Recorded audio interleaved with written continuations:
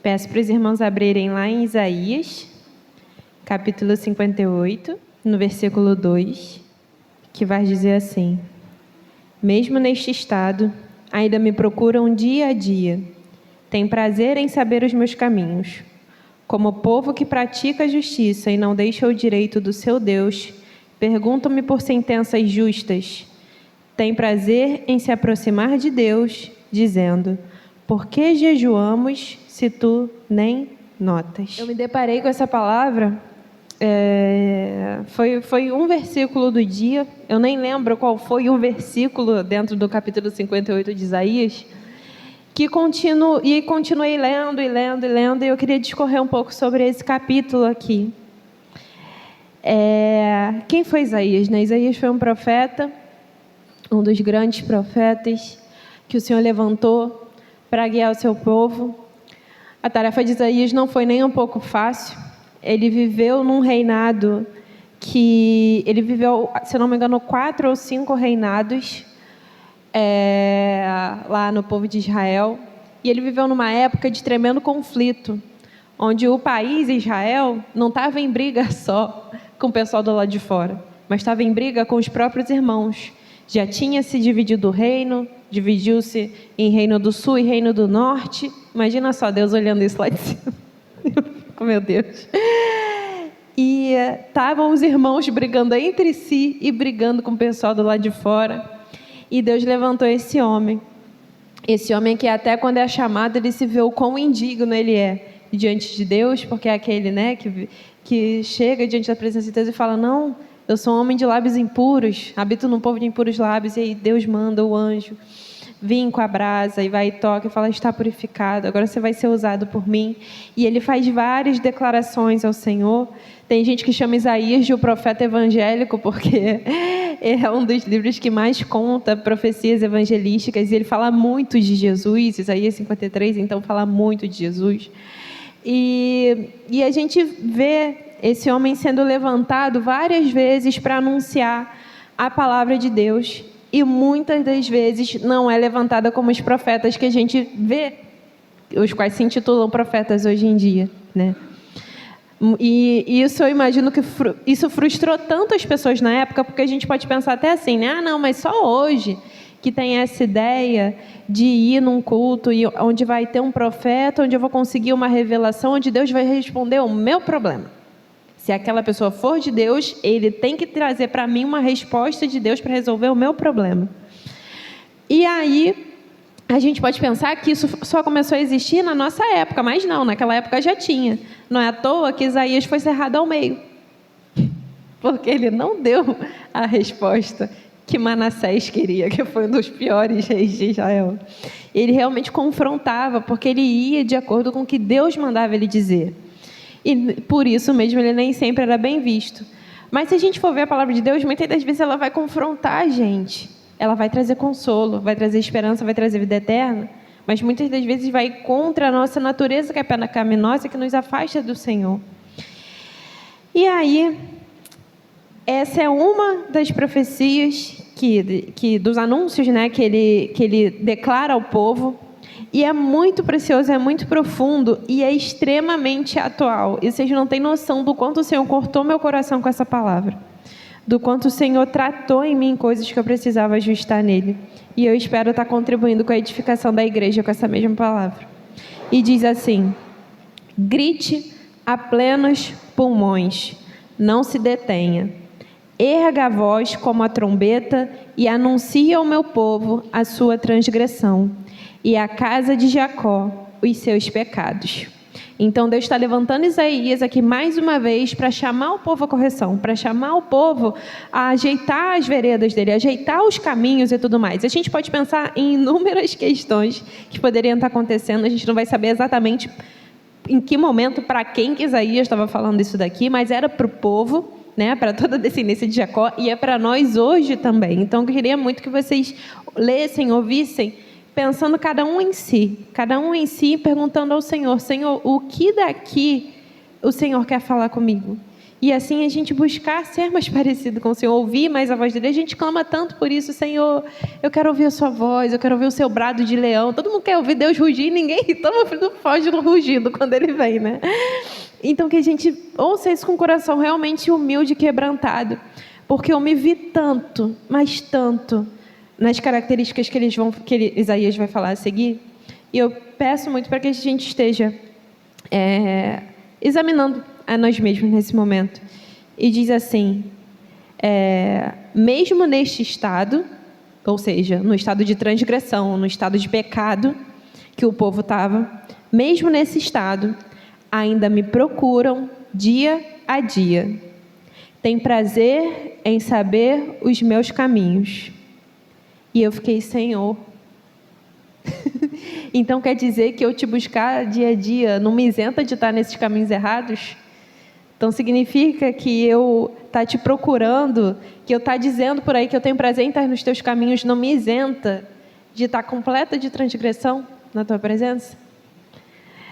Como povo que pratica a justiça e não deixa o direito do seu Deus, perguntam-me por sentenças justas, por respostas, né? Tem prazer em se aproximar de Deus, mas para quê? Dizendo: por que jejuamos se tu nem notas? Por que nos humilhamos se tu não levas isso em conta? Acontece, e aí, até aí. E a gente pode pensar: meu Deus, que povo arrogante, né? Olha só que foi meu primeiro momento de leitura. Toda vez que eu vou ler a história do povo de Israel, eu leio com o nariz aqui, né? Porque eu falo: não sou eu. É o povo pirracento que Deus escolheu cuidar, mas não sou eu. E aí o problema é que eu comecei a me ver nesse negócio. E aí eu vi que muitas das vezes eu já tive prazer em chegar ao Senhor e a falar: mas Senhor, tua serva aqui tão justa, tão penitente, tão certa, que sofre pelo Evangelho, né, que nega-se a si mesmo, por que o Senhor está me negando isso? Não é a mesma coisa que o povo falou? Mas com aparência de justiça. Como se eu tivesse uma aparência de justiça. Eu não tenho. Eu não mereço chegar assim para Deus. Eu não tenho esse direito.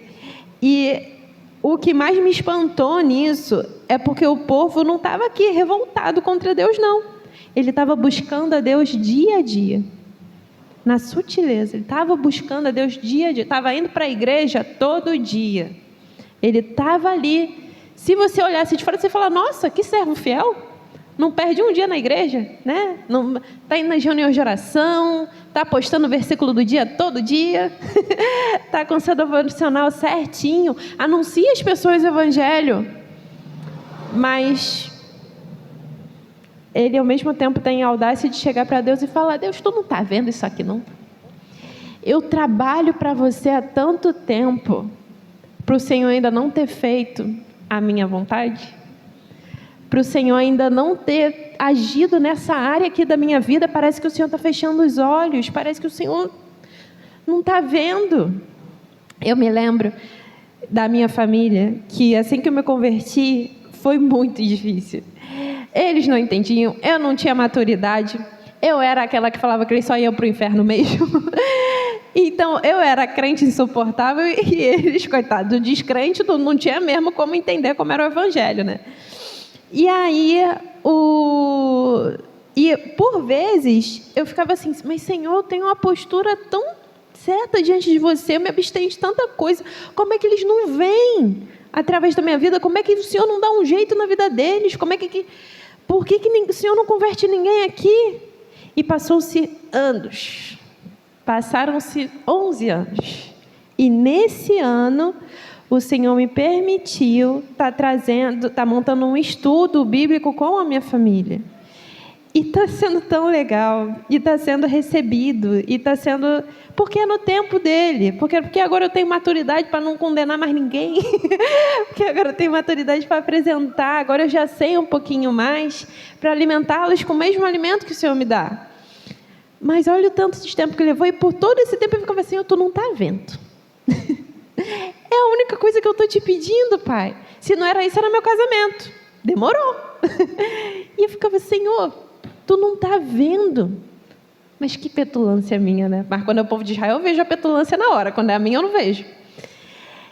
E aí, eu me vi inquieta esses dias também, porque eu já queria ter visto na minha família alguns frutos, né? Algumas mudanças, algumas transformações, que nem em mim foi de um dia para o outro, porque o Evangelho é a cada dia, o Senhor vai transformando o velho homem a cada dia.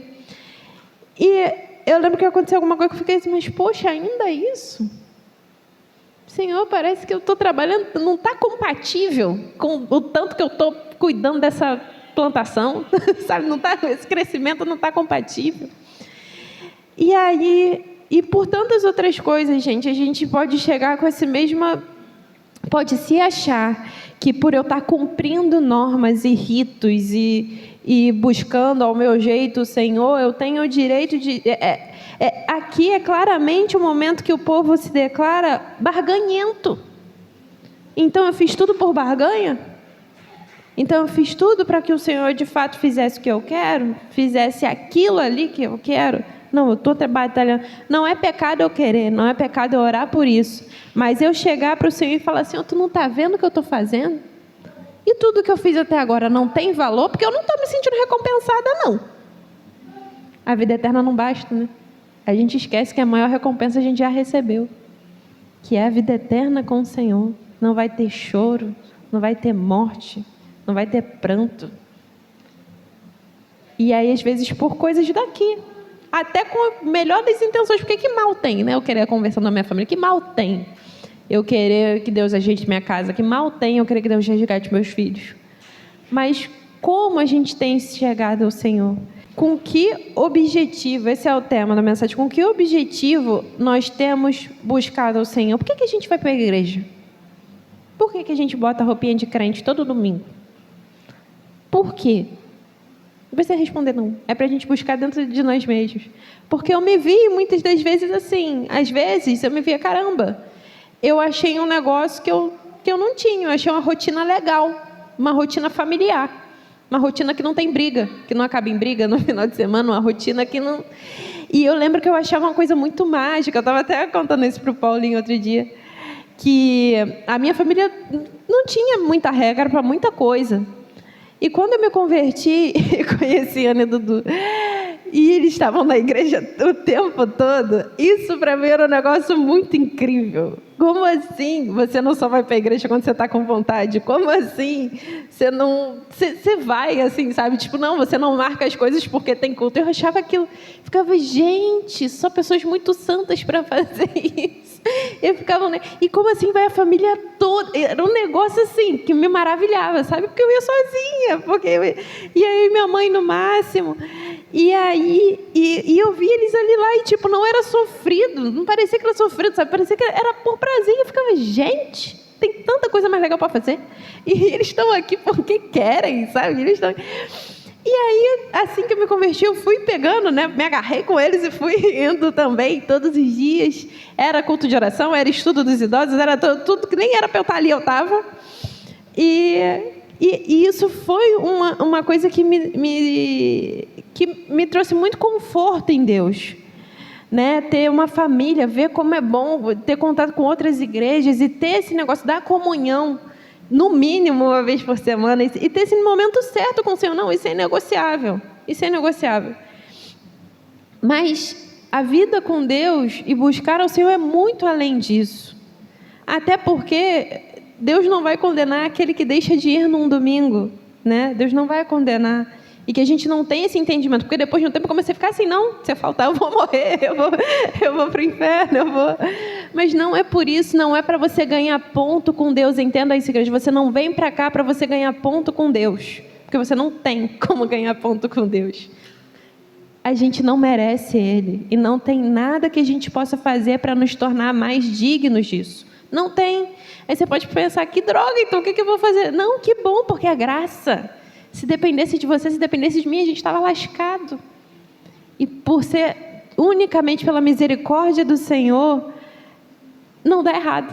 É por isso, é justamente por não estar na nossa mão, por não depender da gente, que a graça é tão efetiva, que a graça é tão atrativa.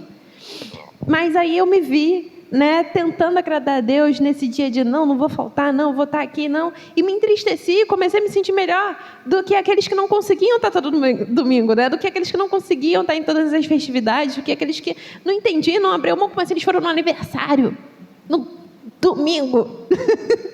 E eu arranjei muita briga em casa por causa disso, por falta de sabedoria mesmo. E aí eu me via, né? Não, eu tenho que fazer isso aqui porque assim eu estou ganhando pontos com Deus. Mas não é para isso que Deus nos manda vir para a igreja. É para buscar Ele com o coração contrito. E é para buscar Ele não só aqui no domingo, que se fosse assim estava fácil, né? A coisa mais fácil do mundo é botar uma roupinha de domingo, vir para a igreja, levantar a mão e ir embora depois. E aí, durante a semana, eu vivo como eu quiser. E aí, o Senhor foi me trazendo isso, né? Por quê? Para que você tem me buscado? Por que você vem para a igreja? Por que você canta louvor para mim? Por que você ora a mim? Para quê? Né? E aí, eu me vi pensando assim, Senhor, é porque é o certo, né? Eu posso pensar assim, porque é o certo, porque eu fui criada assim, né? Porque eu não sei viver de outra maneira e tudo mais, e ok. Mas Deus quer uma coisa além disso. Não adianta eu estar aqui pensando no que eu vou fazer amanhã, né? E muito além disso, não adianta eu só buscar o Senhor aqui. Aqui é um lugar para eu buscar ainda em comunhão. Aqui nem é o melhor lugar que eu sinto, Luiz, tá? Experiência pessoal, para falar com Deus. Por quê? Porque tem distração, porque tem os meus irmãos, né? Vai ter hora que eu vou ter que interromper a minha oração, porque eu tenho que prestar atenção na palavra, e tudo bem, é o movimento da igreja, Deus manda a gente congregar. É importante ter esse momento de estudo, ter esse momento de comunhão, ter esse momento de orar uns pelos outros, de fato, eu parar de me preocupar só com a minha vida com Deus, né? Mas também auxiliar os meus irmãos nisso. Mas em casa, às vezes, é muito melhor quando eu estou sozinha, no trem e tudo mais, e que a gente tem esse entendimento que Deus está muito além dessas portas, Deus está muito além de querer que a gente fale de uma determinada maneira para parecer mais santo, de querer que a gente se vista de uma determinada maneira para querer ser mais santo. Não é que a gente não vai pensar nisso, a gente pensa, tá bom? Mas é de dentro para fora que a transformação do Senhor vem. Deus quer intimidade com a gente. E é todo dia, e é toda hora, e não tem hora para o Senhor falar, e não tem hora para Ele vir me corrigir, não tem hora para eu levantar e adorar o Seu nome. Que a gente possa entender isso, que Deus é muito além de ritos e que não tem nada que eu possa fazer para me aproximar dEle assim. E aí o povo vai continuar dizendo, o povo não, né? Isaías vai continuar dizendo, vou ler do 3 para a gente continuar na leitura mais fluida, que diz assim: por que jejuamos se tu nem notas? Por que nos humilhamos? Por que eu vou na igreja todo domingo? Por que poxa, sirvo a igreja, limpo a igreja, né? E tu não levas isso em conta. E aí a resposta de Deus acontece que no dia em que jejuam, no dia que vocês fazem as coisas que dizem que estão fazendo para mim, vocês cuidam dos seus próprios interesses e oprimem os seus trabalhadores. Eis que vocês jejuam apenas para discutir, brigar e bater uns nos outros. Jejuando assim, como hoje, o clamor de vocês não será ouvido lá no alto. Aí então eu vou, Deus não rejeita a oração. Rejeita sim. Desculpa, Cassiane, Ele rejeita. E aí vai continuar dizendo, seria este o jejum que escolhi? Que num só dia a pessoa se humilhe, incline a sua cabeça como junco e estenda debaixo de si pano de saco e cinza? É isso que vocês chamam de jejum e dia aceitável ao Senhor? Aí a gente pode pensar assim, meu Deus, mas do que está falando de jejum? O Lula está falando de jejum, não entendi nada. Aqui está falando do jejum, mas o que era o jejum? Né? É uma prática como se fosse a mortificação da carne, que é um ato de culto. É uma renúncia que busca, é uma renúncia em busca de uma aproximação de Deus. um gesto de sacrifício ou controle dos desejos a fim de alcançar um crescimento espiritual. Mas naquela época era muito comum a pessoa ficar realmente sem comer e sem beber por dias. E aí ela vestia uma vestimenta diferente, que era o pano de saco, né? Que é uma roupa sem adereço algum, bem pobrezinha, justamente para que... É como se fosse uma roupa de luto. Então era como se a pessoa estivesse vivendo um luto, não necessariamente que ela estivesse vivendo um luto por alguém que ela perdeu, mas porque ela entendia que tinha pecado contra o Senhor e ali se arrependia. Ou ela tirava aquele momento, né, fazia aquele momento para, de fato, buscar mais a Deus em busca de uma resposta específica. E então eu acredito que Deus estava tocando até mais nesse ponto, deles estarem sempre buscando por sentenças justas. Né? Deus, eu quero uma resposta nisso aqui. E o Senhor não está vendo? Né? E aí Deus vai falar, mas vocês só fazem isso um dia. Um dia. Vocês saem por aí com pano de saco cinza, né? Fazendo a procissão de vocês e ficam oprimindo uns aos outros, ficam orando para mim, para eu me meter na briga de vocês. É basicamente isso que Deus está falando. Vocês estão orando por mim para eu me meter. Lembra que o reino estava dividido? Que eles estavam brigando um com o outro? O próprio povo de Israel? E os irmãos brigando entre si. Deus falou, eu não é esse jejum que eu quero. Vocês querem que eu dê uma sentença sobre uma briga entre vocês dois? Entre vocês aí? Né? Entre vocês querendo o mal do seu irmão. Às vezes vocês oram para que eu mate o irmão de vocês. Às vezes vocês oram para que eu me vingue no nome de vocês. E aí, eu queria ler lá em Tiago,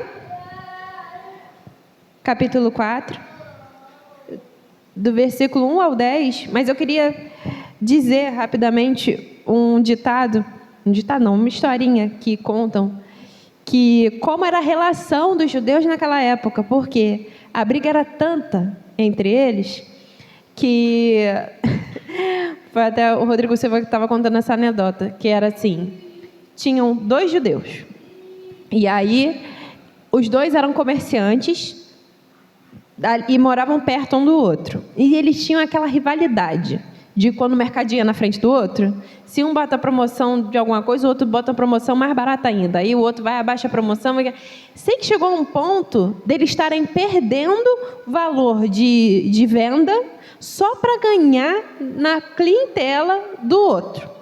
Eles estavam perdendo dinheiro só para se dizer vencedores diante do outro, que não conseguiu dar o mesmo desconto que ele. Eles ficavam nessa briga assim. E um dia apareceu um gênio. É uma historinha, tá, gente? Gênio não existe. Por favor, entenda. Maturidade.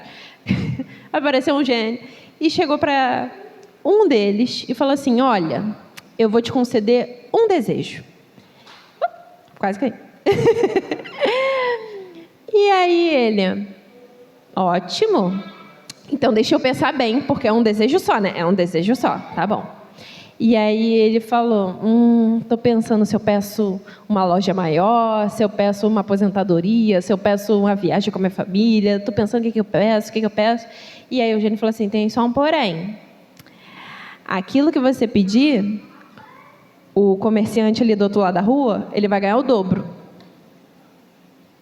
Se você pedir mais clientes, ele vai ganhar o dobro de clientes. Se você pedir uma loja que seja gigante, ele vai ganhar uma loja o dobro maior. Se você pedir uma mulher bonita, ele vai ganhar uma mulher 2 vezes mais bonita que a sua. E aí ele pensou, mas a rivalidade entre ele e o irmão, porque era judeu igual, também era tanta, que ele falou, já sei, me cega desse olho aqui. O que aconteceria com o outro? O outro ia ser cegado dos 2.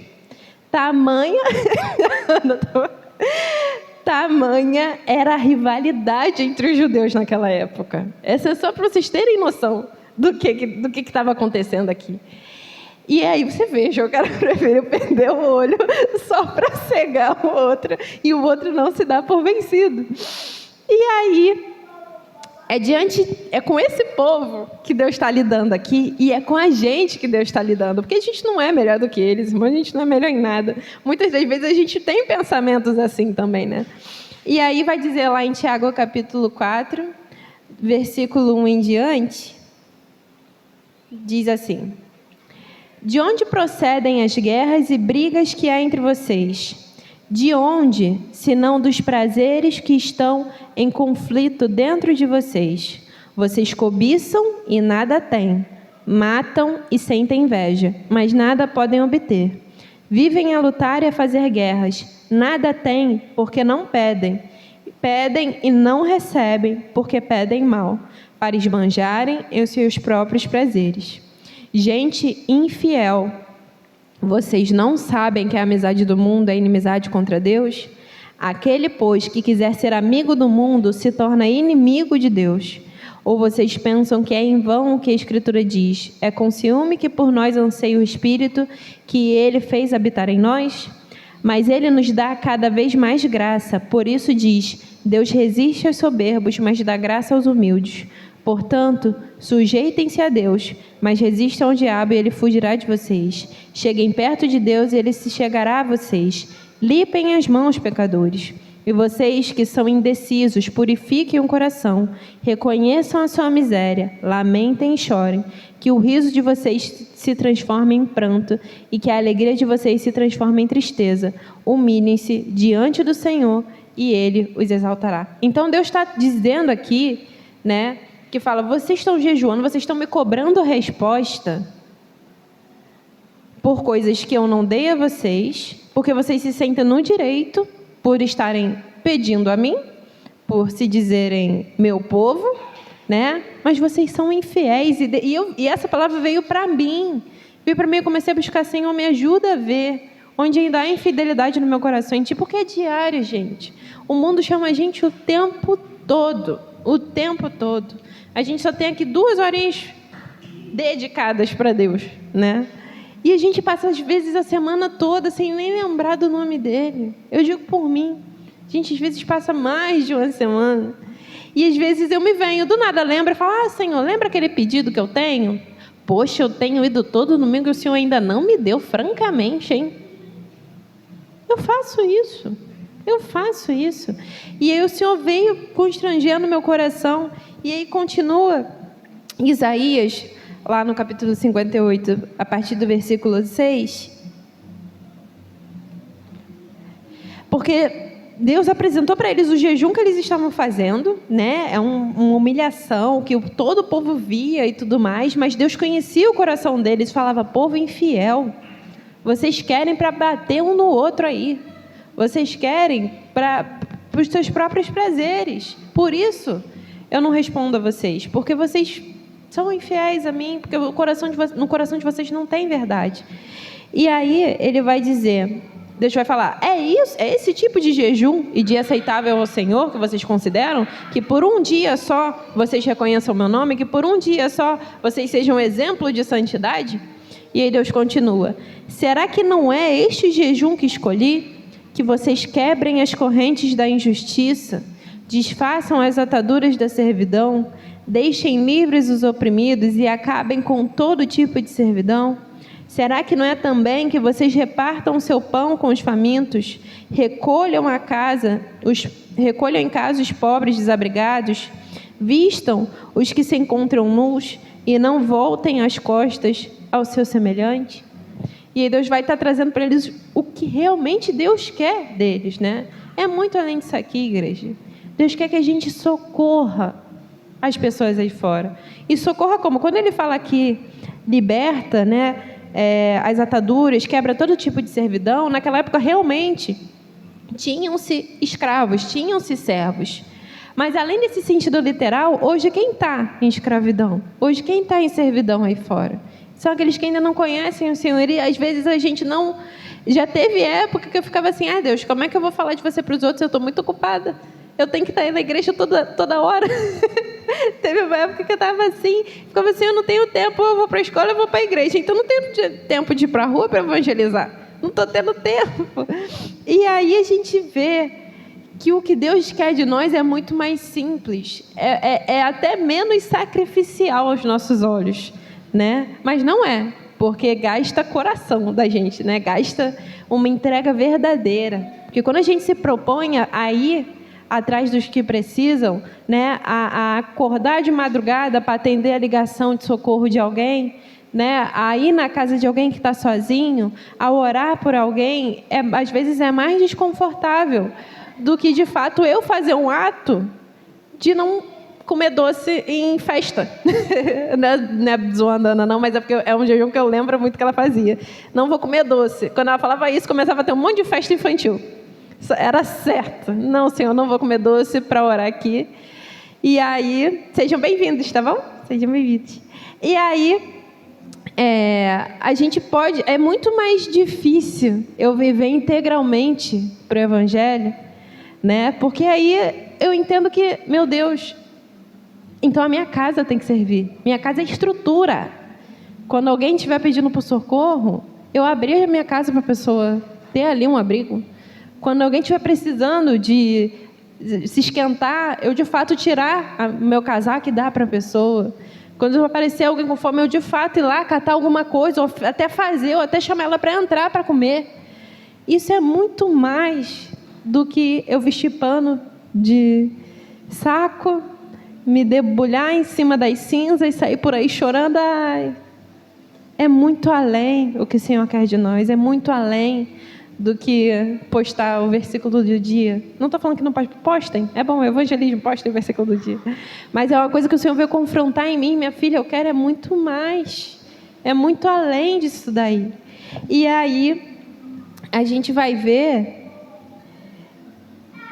que... Deixa eu só confirmar aqui. Isso.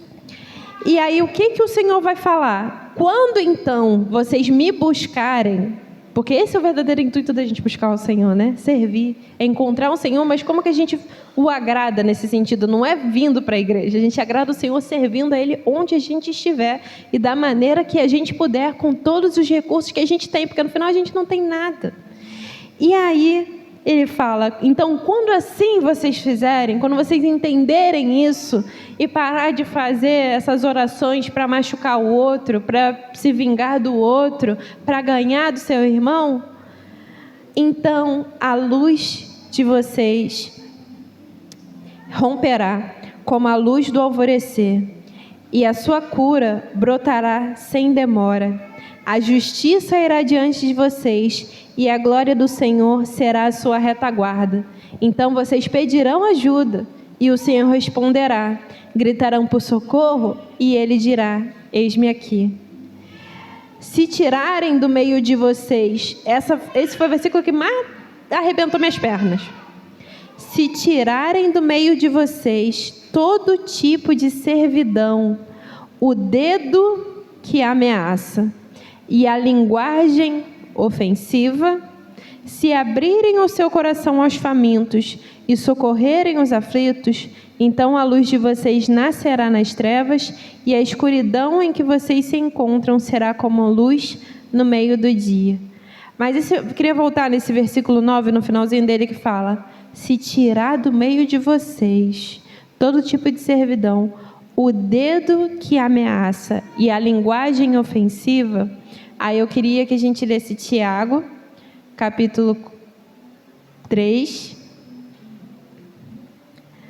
a partir do versículo 2, porque eu falei, Senhor, me perdoa, porque quantas vezes te servindo, de domingo a domingo, eu ainda tenho esse dedo que ameaça, esse dedo que aponta, essa linguagem ofensiva, pode nem sair da minha boca, mas na minha cabeça tá. E aí me veio logo o texto de Tiago, capítulo 3, a partir do versículo 2, que diz assim: porque todos tropeçamos em muitas coisas. Se alguém não tropeça no falar, é um indivíduo perfeito, capaz de refrear também todo o corpo. Ora, se colocamos um freio na boca dos cavalos para que nos obedeçam, também lhes dirigimos o corpo inteiro. Observem, igualmente, os navios que, sendo tão grandes e impelidos por fortes ventos, são dirigidos por um pequeníssimo leme e levados para onde o piloto quer. Assim também a língua, pequeno órgão, se gaba de grandes coisas. Vejam como uma fagulha incendeia uma grande floresta. Ora, a língua é um fogo, É um mundo de maldade.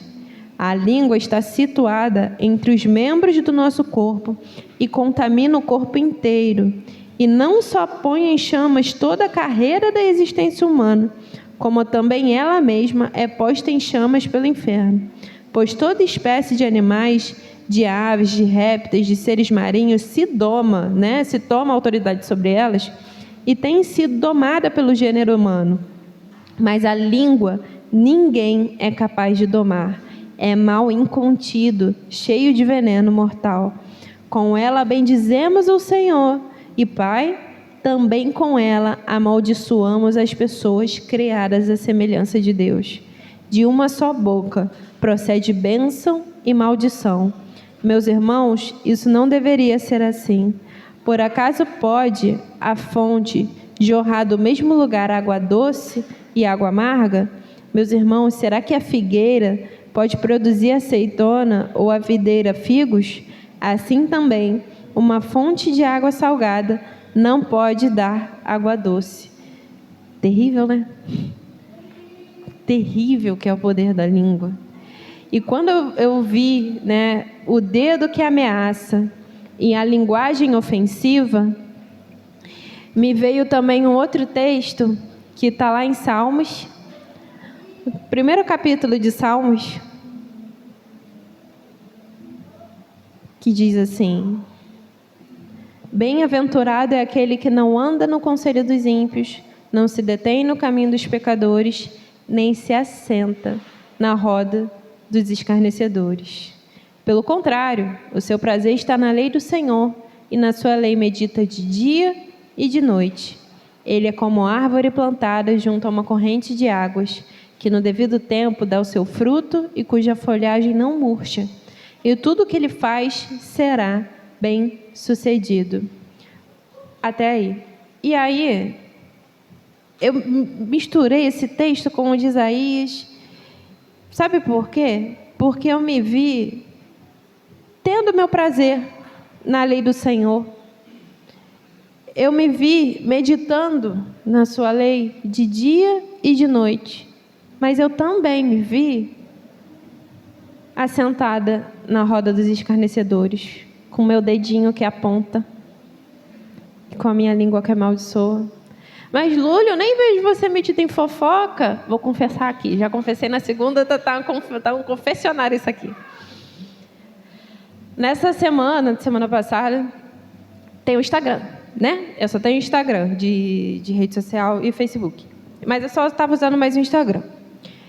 Nada, aos meus olhos assim, que ofendesse a Deus, Eu gosto de ver coisa idiota, gente caindo, bicho engraçado, essas coisas. Aí eu estava passando e tudo mais, e aí depois de um tempo eu comecei a ficar viciada. E aquilo estava tomando meu tempo. Até aí, de boa, domínio próprio. Até aí eu não vi nenhum escândalo diferente. Assim, tá tudo bem, Senhor, isso não é nenhum pecado novo. Eu estar gastando tempo demais com uma coisa que não era para estar gastando. Mas aí, eu comecei a ficar viciada, não só nos vídeos, mas nos comentários. Então, Paulinho ficava para morrer com isso, que eu não conseguia passar de um vídeo até eu não ler 70 comentários daquele vídeo. Eu comento? Não, mas eu gostava de ler os comentários. E aí, o Instagram, às vezes, ele sugere coisas que não são nem meu perfil, de gostar desse tipo de vídeo e tudo mais. E aí, me sugeriu algum vídeo aleatório. Isso não aconteceu só nesse vídeo, aconteceu em vários vídeos, e depois o Senhor foi me trazendo à memória. Que era uma pessoa e tal, que postou aquele vídeo, sabe, para provocar, para gerar comentário e tudo mais, com atitude errada, mas tipo, não, mas estou certa fazendo isso aqui e tal. E aí eu vi, e eu fui para os comentários, E eu fui para os comentários, estou ali nos comentários, e me veio várias coisas para comentar, mas eu não comento. Porque eu falo, não, eu não posso fazer isso, Porque Deus está vendo, então eu não posso comentar o que eu estou pensando aqui sobre essa pessoa pecadora miserável. Mas eu posso muito bem achar um comentário que me representa. E isso vai afagar o meu desejo por julgamento, o meu desejo do meu dedinho apontado lá do mal e lá. Nem que eu curtisse, não curti o comentário que me afagava, que a pessoa escreveu o que eu queria escrever. Não, mas quando eu me vi caçando um julgamento que fosse compatível com o julgamento que eu queria exercer sobre a vida daquela pessoa, e foi quando esse texto veio. E eu só me via nisso, né? Não, eu estou naquele que tem prazer na lei do Senhor e que medita nela de dia e de noite. Eu sou a árvore plantada junto a ribeiro, não tenho sede. Eu estou aqui, curtindo a brisa. Mas quando eu me vi nisso, foi na hora, gente, que o Espírito Santo tocou e eu falei: Senhor, eu estou na roda dos escarnecedores virtuais. Aí rasguei minhas vestes, vesti pano de saco, cinza, comecei o jejum. E tanto que eu tirei o Instagram da minha... Não excluí não, mas eu tirei da minha tela inicial, assim, né? E eu fiquei: Senhor, me perdoa, meu Pai, como é que pode ser tão sutil, assim, né? E aí eu me vi: Senhor, eu não tenho nem nada a ver com aquele povo não que eu estava julgando em Isaías 58, eu não sou muito pior. Me perdoa. Porque claro que eu tenho outros pecados além desse, mas esse era um que eu estava ali com a melhor das intenções. Eu não digitei nada, não dá provas contra mim, se você parar para ver, não há provas contra mim. Mas o Senhor viu, e eu entristeci o coração do meu Senhor do mesmo jeito, porque eu fui lá com os dedos que apontar. Eu fui lá com a minha boca salivando para destilar veneno. Por quê? Só porque eu não cometo aquele pecado. Só por isso. Cometo vários outros, mas daquele vídeo eu não cometi, então eu tinha o direito de falar: olha que pessoa errada. Não falei, né? Mas fiquei procurando um comentário que falasse: olha que pessoa errada. E aí a gente vai pensar: meu Deus, se a gente for olhar, né, dia a dia, e aí eu me vi como aquele povo: Senhor, mas ainda assim, na quarta-feira passada eu estava mó calor, e aí eu estava enrolada com o trabalho. Eu falei: não, mas hoje é dia de estudo evangelístico com a minha família, eu vou lá. E aí eu sei que era feriado, e aí eu falei: vou fazer até um pudim. Fiz um pudim, dei um pudim pro Dudu, eu te dei um pudim. Mas eu te dei um pudim. E aí fiz outro pudim para levar para o estudo, estava um calor, eu fui sem querer ir, mas aí eu fui, levei, pensando neles, né? Tinha preparado um estudo muito legal sobre a crucificação, esse é o primeiro contato deles com a crucificação, então pensando em todos os links que eu fiz e tal. E quando eu cheguei lá, tipo, o pudim do evangelismo, né? Eu vou chegar na rua e falar: ó, quem vier hoje no estudo vai ter pudim, entendeu? E quando eu cheguei lá no estudo, só foi um.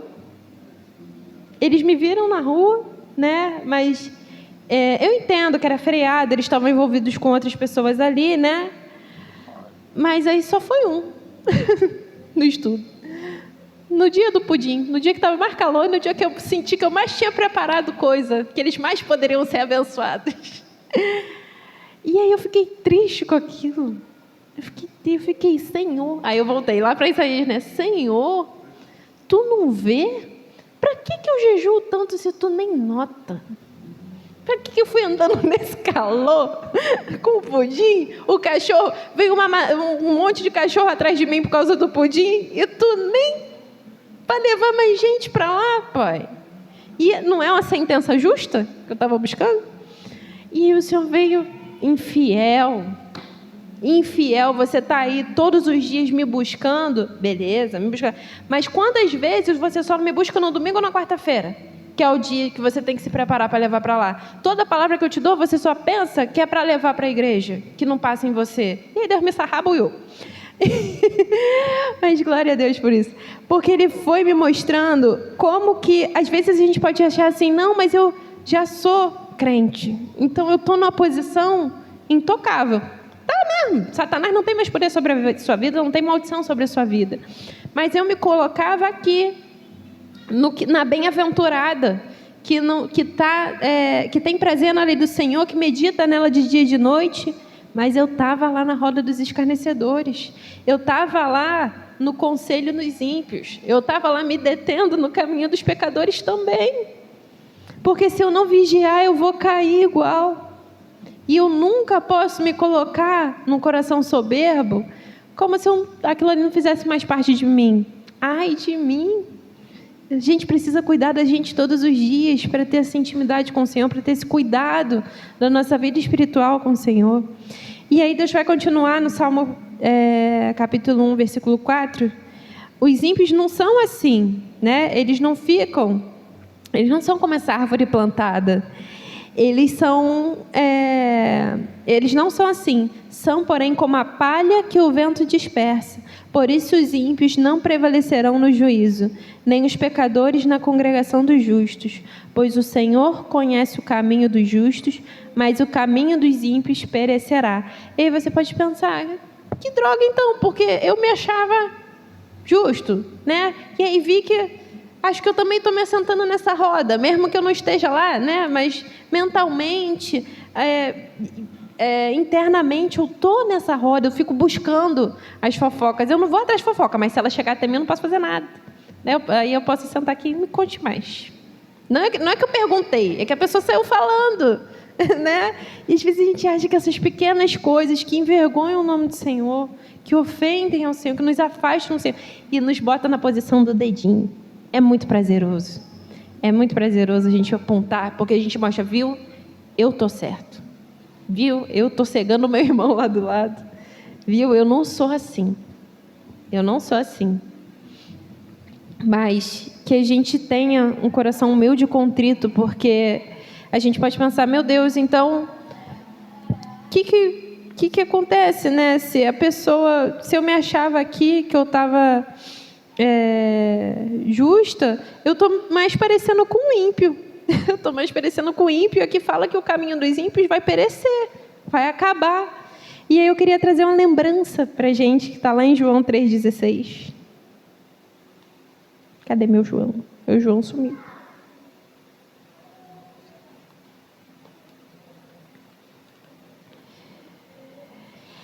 Que diz assim: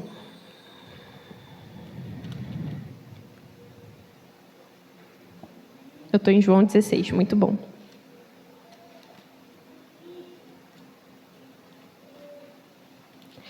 Diz assim: porque Deus amou o mundo de tal maneira que deu o seu Filho unigênito, para que todo aquele que nele crê não pereça, mas tenha vida eterna. Opa, então eu tenho uma solução. Se eu me apegar em Jesus, que foi o sacrifício perfeito de Deus para salvar a minha vida, então eu estou bem, eu não vou perecer. Porque Deus enviou o seu Filho ao mundo, não para que condenasse o mundo, mas para que o mundo fosse salvo por ele. Quem nele crê não é condenado, mas o que não crê já está condenado, porque não crê no nome do unigênito Filho de Deus. A condenação é esta: a luz veio ao mundo, mas os homens amaram mais as trevas do que a luz, porque as suas obras eram mais. Então a gente tem que parar aqui e ter um ponto de reflexão. Eu amei Jesus, eu aceitei, mas será que eu ainda, junto com amando Jesus, eu também estou amando mais as trevas? Eu também estou me juntando com esse mesmo mundo? E eu também estou escondendo as minhas obras de Deus porque elas são mais lá no fundo, elas são mais? Pois todo aquele que pratica o mal detesta a luz e não se aproxima da luz, para que as suas obras não sejam reprovadas. E aí é nessa hora que a gente tem, com o coração humilde e contrito, se voltar ao Senhor e falar: meu Deus, me ajuda, para que eu seja a segunda opção, que diz aqui no versículo 21. Quem pratica a verdade se aproxima da luz, para que as suas obras sejam manifestas, porque são feitas em Deus. Então, com segurança, irmãos, a gente venha buscar socorro em Deus, com o coração contrito. A gente vai errar, a gente vai pecar, mas que a gente nunca tenha o coração soberbo a tal ponto de achar que a gente não pode mais cair naquele erro. Eu estava assim, não, Deus, esse texto aqui não fala de mim, não. Esse erro aqui não cabe mais em mim. Cabe.